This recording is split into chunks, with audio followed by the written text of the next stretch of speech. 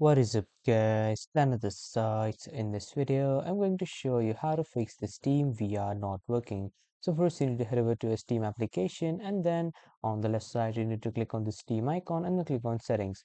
After clicking on settings you need to click on downloads, and then from here you need to click on clear cache and then click on OK, and after that Steam will be automatically closed, and then you need to restart it.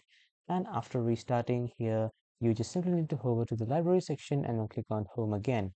After clicking on home, here you need to select which game is giving the issues, and then right click on it and then click on properties. After clicking on properties, here you will see the game of install files.